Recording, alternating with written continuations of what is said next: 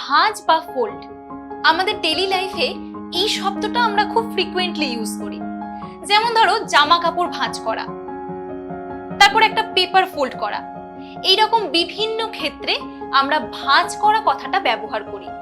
কিন্তু অবাক করে দেওয়ার মতো ঘটনাটা হলো যে এই ভাঁজ পৃথিবীর উপরিভাগ অর্থাৎ ভূপৃষ্ঠে থাকা শিলাতেও লক্ষ্য করা যায়।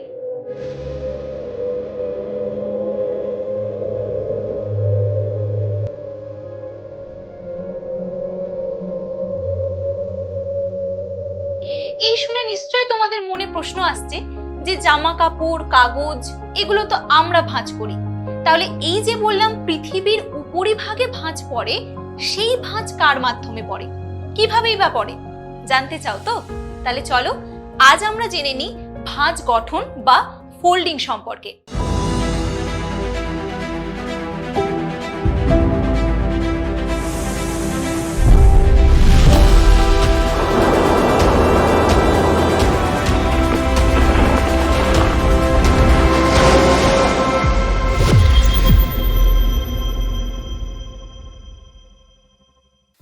ভাঁজ সম্পর্কে প্রথমেই যে জিনিসটা আমাদের মনে রাখতে হবে সেটা হলো ভাঁজ কিন্তু কোনো ভূমিরূপ নয়।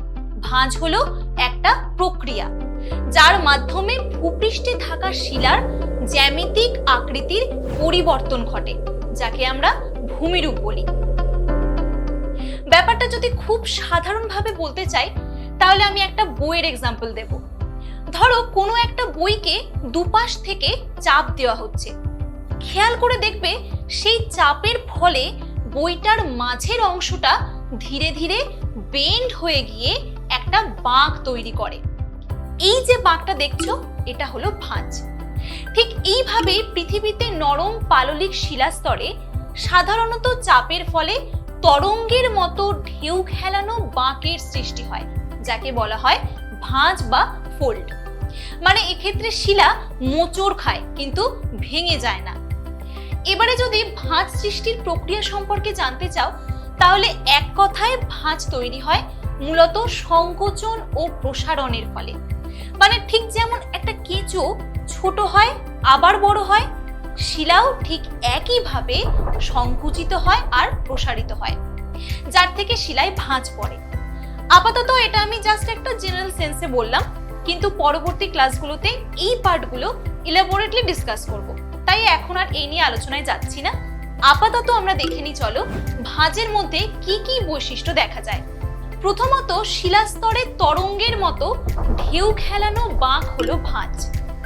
সেকেন্ডলি প্রধানত পার্শ্বচাপের ফলে ভাঁজ তৈরি হলেও কিছু ক্ষেত্রে নিম্নচাপ ও ঊর্ধ্বচাপের ফলেও কিন্তু ভাঁজ তৈরি হয়। থার্ডলি ভাঁজ প্রধানত পাললিক শিলাস্তরেই দেখা যায়। এর পরের বৈশিষ্ট্য হিসেবে বলা যেতে পারে যে ভাঁজ তৈরিতে প্রধানত গিরিজনী ভূ আলোড়ন দায়ী, যার মাধ্যমে সংকোচন বা সংনমন বলের ফলে ভাঁজ তৈরি হয়। অ্যান্ড লাস্টলি ভাঁজ সূক্ষ্ম থেকে অনেক বড় আকারেরও হতে পারে, অনেক সময় 100 কিলোমিটারও ছড়িয়ে পড়তে দেখা যায়। এবারে নেক্সট প্রশ্নটা হলো যে কোথায় কেমন ভাঁজ হবে, আদৌ ভাঁজ পড়বে কিনা, এগুলো কে নিয়ন্ত্রণ করে, অর্থাৎ ভাঁজ সৃষ্টির নিয়ন্ত্রকগুলো কি কি? একটা ভাঁজের অন্যতম প্রধান নিয়ন্ত্রক হলো শিলার কাঠিন্য বা দৃঢ়তা। মানে ধরো কোনো শিলা কঠিন না হয়ে যদি বেশ নরম প্রকৃতির হয় তাহলে তাতে খুব সহজে ভাঁজ পড়বে। এই কারণে পাললিক শিলাস্তরে বেশিরভাগ ভাঁজ তৈরি হয়। নেক্সট পয়েন্টটা হলো শিলার চাপ ও তাপ সহ্য ক্ষমতা। দেখো কোনো শিলায় অতিরিক্ত চাপ বা তাপ দিলেই যে তাতে অনেক বেশি ভাঁজ তৈরি হবে তা কিন্তু নয়।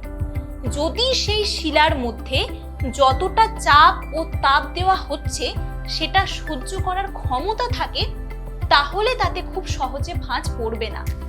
কিন্তু যদি সেই চাপ ও তাপ কন্টিনিউয়াস ভাবে পড়তে থাকে, মানে তার ডিউরেবিলিটি বা স্থায়িত্ব যদি বেশি হয়, আর যদি ওই শিলার চাপ ও তাপ সহ্য ক্ষমতা অতিক্রম করে যায়, তখন শিলায় ভাঁজ তৈরি হতে দেখা যায়। অর্থাৎ এক্ষেত্রে চাপ ও তাপের স্থায়িত্বটাও কিন্তু ইকুয়াল ইম্পর্টেন্ট।